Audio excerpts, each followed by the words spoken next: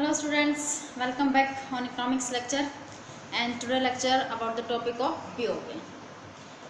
Last video we will discuss some topics about BOP and today we will also discuss about BOPs and its components and its important terms.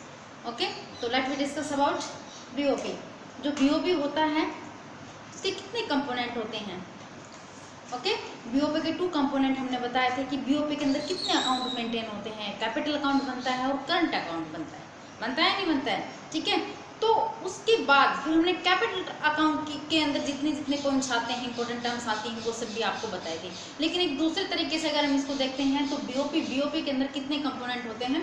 सबसे पहले visible items related, invisible related items related, unilaterals और capital means assets.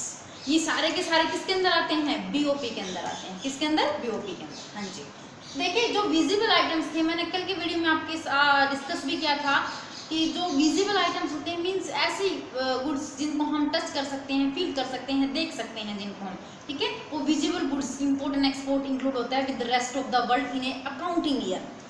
किसी भी accounting year में rest of the world के साथ हमारे visible goods का कितना ट्रांजेक्शन हुआ है, मीन्स कितना इंपॉर्टेंट, कितना एक्सपोर्ट हुआ है। इनविजिबल आइटम्स की अगर हम बात करें तो इनविजिबल आइटम्स जिसके अंदर मेनली सर्विसेज आती हैं, मैंने आपको factor services and non factor services के बारे में बताया था, वो किसके अंदर आती हैं?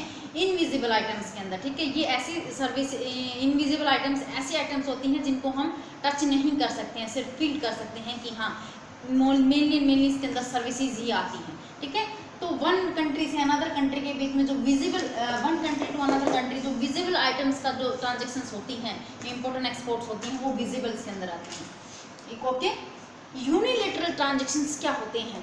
Unilateral transaction means one sided transactions. अगर आपने सामान बेचा है तो सामान जाएगा और कैश आएगा, डबल साइडेड ट्रांजेक्शन होगी। But unilateral transaction are this type of transaction which affected only one time, one side, ठीक है। जैसे ग्रांट है, गिफ्ट है, डोनेशंस हैं, इस तरीके से पैसा सिर्फ एक ही साइड आता है या जाता है तो उसको हम बोलते हैं unilateral transaction, one sided transaction affected. Next one आता है आपका Capitals means assets, assets means ownership, एक तरीके से ओनरशिप। कैपिटल्स मीन्स असेट्स, किसी भी बिजनेस के असेट्स। जो कॉमर्स स्टूडेंट्स हैं वो अच्छे से समझ गए होंगे कि असेट्स होती क्या है।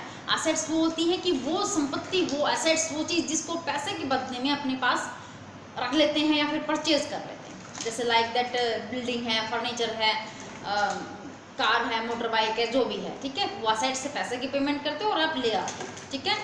एक तरीके से क्या है, वो आपकी एसेट्स। तो असेट्स का one country to another country rest of the world के साथ में जो ट्रांजेक्शन्स होते हैं उनको भी हम किसके अंदर इंक्लूड करते हैं?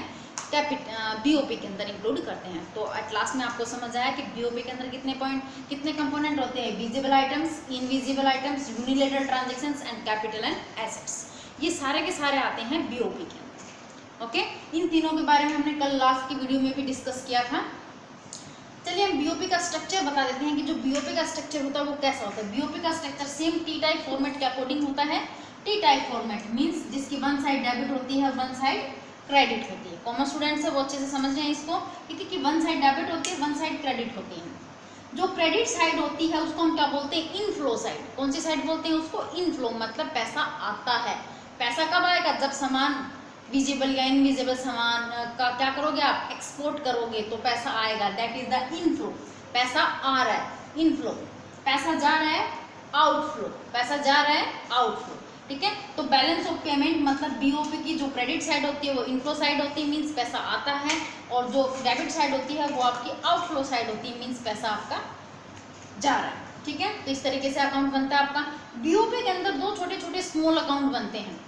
बीओपी के अंदर दो छोटे छोटे स्मॉल अकाउंट बनते हैं। First account is current account. First account is current account, second one is the capital account. इस बीओपी के स्ट्रक्चर के अंदर, इस बीओपी के फॉर्मेट के अंदर दो छोटे छोटे अकाउंट बनते हैं, उन्हीं से मिलकर के क्या बनता है? बीओपी बनता है। पहला अकाउंट बनता है हमारा करंट अकाउंट, दूसरा अकाउंट बनता है कैपिटल अकाउंट। करंट अकाउंट में कौन से आएंगे? इन चारों में से करंट अकाउंट में कौन सा आएगा? First visible items, second invisible items और थर्ड यूनिलेटरल ट्रांजेक्शंस। ये तीनों की तीनों विजिबल गुड्स, इनविजिबल गुड्स और यूनिलेटरल ट्रांजैक्शन अगर तीनों को मिला देते हैं तो क्या बन जाता है बच्चों, करंट अकाउंट। सेम ऐसे ही आएगा, अगर इनफ्लो है तो क्रेडिट साइड में, आउटफ्लो है तो डेबिट साइड में, सेम बनेगा एज इट इज आपका अकाउंट। ठीक है, जो कैपिटल अकाउंट है उसके अंदर सिर्फ कौन से ट्रांजेक्शन आएंगे, कैपिटल एसेट्स या ओनरशिप से रिलेटेड ट्रांजेक्शन आएंगे। एसेट्स का आउटफ्लो इनफ्लो है वो किसके अंदर आएगा, कैपिटल अकाउंट के अंदर आएगा। किसके अंदर, कैपिटल अकाउंट। ठीक है, तो स्टूडेंट्स जो आपका बीओपी अकाउंट है वो 3 तरीके का हो सकता है। अगर दोनों साइडेड हमारी इक्वल आती है, डेबिट और credit, means inflow is equal to outflow, means balance BOP. क्या बोलते हैं हम उसको, बैलेंस बीओपी है, मतलब बीओपी है वो हमारा बैलेंस है, डेबिट और क्रेडिट दोनों साइड क्या है हमारे इक्वल है, तो 1 type of BOP. Second type of BOP जिसमें inflow is greater than the outflow, जो इनफ्लोज हैं वो आउटफ्लो से क्या है, ग्रेटर देन है, मतलब इनफ्लो ज़्यादा है आउटफ्लो कम है, पैसा बहुत ज़्यादा आया है, ठीक है, और पैसा कम गया है हमारे पास से। ठीक है, तो कौन सा बीओपी होता है, सरप्लस का बीओपी। ऑब्वियसली बात है, जब पैसा ज़्यादा आएगा कम जा रहा है तो इसका मतलब क्या है, आ रहा है पैसा हमारे पास, सरप्लस का बीओपी। ठीक है, one BOP is other than, one BOP is more inflow less than outflow. Inflows कम है, आउटफ्लो ज़्यादा है। आउटफ्लो ज़्यादा है मीन्स पैसे ज़्यादा जा रहे हैं, कम आ रहे हैं, इनफ्लो कम है पैसे का, आउटफ्लो ज़्यादा है। ठीक है, तो कौन सा होगा, डेफिशिएट बीओपी या फिर लॉस का बीओपी, डेफिशिएट या लॉस का बीओपी। आई होप आप लोगों के पॉइंट आगे होंगे समझ में। अब जो लास्ट अकाउंट है हमारा, कैपिटल एसेट्स ओनरशिप जिसको हम बोलते हैं, वो अकाउंट में और डिस्कस करते हैं कि इसमें क्या क्या आता है। तो सबसे पहले कैपिटल या बोलते हैं एसेट्स बोलते हैं कि उस अकाउंट में क्या क्या आएगा। मैंने बताया था ना बीओपी 2 अकाउंट को मिलकर के बनता है, करंट अकाउंट और कैपिटल अकाउंट। करंट अकाउंट में ये तीनों आते हैं और कैपिटल अकाउंट में ये वाले पॉइंट्स आते हैं। ठीक है, चलिए तो कैपिटल अकाउंट में क्या क्या आता है देखते हैं। प्राइवेट ट्रांजेक्शंस, प्राइवेट ट्रांजेक्शंस कौन सी ट्रांजेक्शंस होती हैं, मतलब अपनी कंट्री के प्राइवेट पर्सन्स ने अनदर कंट्री के प्राइवेट पर्सन से कुछ सामान परचेज किया, इनफ्लो या आउटफ्लो किया मनी का, या फिर एक्सपोर्ट या इंपोर्ट किया। ठीक है, या फिर अनदर कंट्री के प्राइवेट पर्सन ने अपनी कंट्री के साथ गुड्स का एक्सपोर्ट या इंपोर्ट किया या फिर सामान खरीदा, उसको हम बोलते हैं प्राइवेट ट्रांजेक्शंस। कौन सी ट्रांजेक्शंस होती हैं, वो आपकी प्राइवेट ट्रांजेक्शंस होती हैं। कौन सी ट्रांजेक्शंस होती हैं, आपकी प्राइवेट ट्रांजेक्शंस होती हैं। ठीक है, उसके बाद में आती हैं आपकी ऑफिशियली ट्रांजेक्शंस। कौन सी ट्रांजेक्शंस आती हैं, ऑफिशियली ट्रांजेक्शंस। उसके बाद आती हैं आपकी officially transactions. Officially transactions means government related transactions.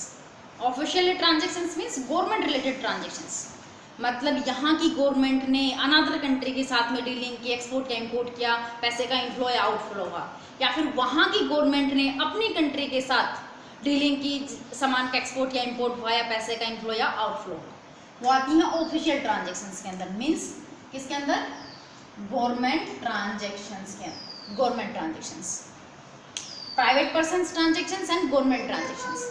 Third one जो आती है वो है हमारी बैंकिंग कैपिटल। बैंकिंग कैपिटल होती क्या है, यहाँ के बैंकों का पैसा अनदर किसी कंट्री के बैंक में डिपॉजिट है, या फिर अनदर किसी कंट्री के बैंकों का पैसा हमारी कंट्री के सेंट्रल बैंक में डिपॉजिट है, वर्ल्ड बैंक में डिपॉजिट है, या फिर अनदर कंट्री के सेंट्रल बैंक में डिपॉजिट्स है, that is the banking capital. क्या होती है ये, बैंकिंग कैपिटल। लास्ट है फॉरेन डायरेक्ट इन्वेस्टमेंट, एफडीआई, जिसका शॉर्ट फॉर्म क्या है बच्चों, एफडीआई, फॉरेन डायरेक्ट इन्वेस्टमेंट। ध्यान से समझना इस पॉइंट को, क्या होता है, बहुत बार बोलते हैं FDI FDI FDI, but FDI होता क्या है, एफडीआई होता क्या है देखिए, फॉरेन डायरेक्ट इन्वेस्टमेंट मतलब वो तरह का इन्वेस्टमेंट होता है अगर अनदर किसी कंट्री का बिजनेसमैन यहाँ आकर के प्रोडक्शन स्टार्ट कर देता है, अपना प्लांट स्टार्ट कर देता है। ठीक है, यहाँ आकर के अपना शोरूम स्टार्ट कर देता है, प्रोडक्शन स्टार्ट कर देता है, बट अपने ही नाम से, ऐसा नहीं है कि वो अनदर किसी, अपने ही नाम से। जैसे सपोज कीजिएगा यहाँ पर BMW का शोरूम आता है, यहाँ पर क्या प्रोडक्शन भी होने लगता है, सेल भी होने लगता है, लेकिन ओनर ने खुद का पैसा लगाया है भाई, यहाँ पे वो आया है हमारी कंट्री के अंदर, उसने अपना शोरूम ओपन किया है या प्रोडक्शन हाउस स्टार्ट किया है, यहाँ पर BMW को एस्टेब्लिश किया है और यहाँ पर सामान बेचना स्टार्ट कर देता है। क्या कर देता है, सामान बेचना स्टार्ट कर देता है। ठीक है, अपने ही नाम से, मतलब वो इसकी ओनरशिप में अफेक्टेड होता है, ओनरशिप में अफेक्टेड होता है वो। ठीक है, उसको हम क्या बोलते हैं, फॉरेन डायरेक्ट इन्वेस्टमेंट। या फिर यहाँ की कंपनी अनदर किसी कंट्री में चली जाती हैं, यहाँ की कंपनी अनदर किसी कंट्री में चली जाए और वहाँ अपने प्रोडक्ट के नाम से, जैसे महिंद्रा, अपने किसी प्रोडक्ट के नाम से क्या करती हैं, प्रोडक्शन वहाँ पर स्टार्ट कर देती हैं। ठीक है। पोर्टफोलियो इन्वेस्टमेंट, इसी से मिलता जुलता है थोड़ा सा पोर्टफोलियो इन्वेस्टमेंट भी। पोर्टफोलियो इन्वेस्टमेंट होता क्या है, वहाँ की कोई कंपनी यहाँ आकर के अगर पैसा इन्वेस्ट कर देती है, ठीक है, बट उसमें क्या है, जैसे किसी ट्रस्ट को दे दिया, किसी इंस्टीट्यूट को दे दिया, बाकी वो बाद में देखती भी नहीं है। कहने का मतलब ये, उसको तो सिर्फ अर्निंग से मतलब होता है, प्रॉफिट से मतलब होता है, पैसा लगाने से मतलब होता है।